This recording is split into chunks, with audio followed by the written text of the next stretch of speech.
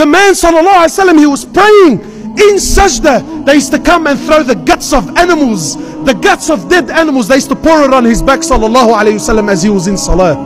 They harmed him, they swore at him, they threw rocks at him, they threw dust in his face, they spat in his face, they mocked him, they belittled him, they harmed his family sallallahu alaihi wasallam. 13 years in Mecca, prosecution for what?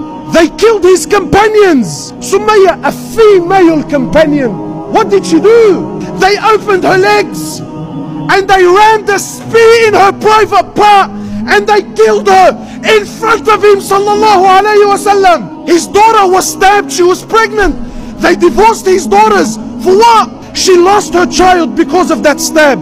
She ended up dying the following year, that same year. She ended up dying as a result of that wound.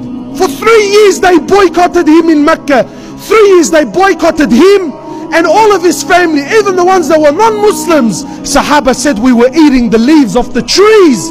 Our droppings became like the droppings of animals. So much harm was inflicted upon them. Again and again, hostility. When he went to Al-Ta'if, they pelted him for kilometers. They sent their children and they sent the mad people of their city for kilometers, chasing him sallallahu alaihi wasallam, pelting him with stones.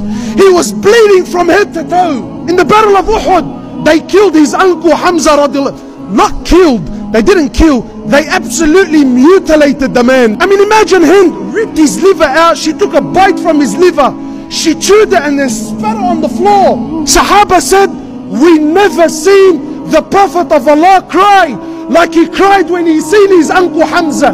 We never seen him cry like that. In narrations, he prayed janazah on his uncle 70 times. All this. And when he returned to Mecca after years of prosecution with an army of 10,000 companions, the likes of which Arabia never seen before, and he entered into Mecca victorious.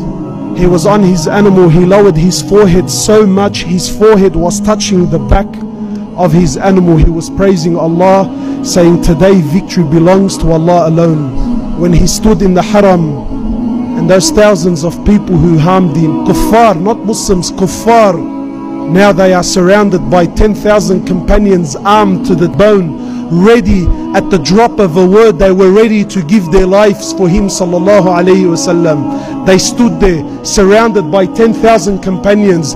He says to them, and what do you think I will do with you today? He says, go, every one of you is free, I forgive every single one of you, man. Your own Muslim brother and sister you can't forgive.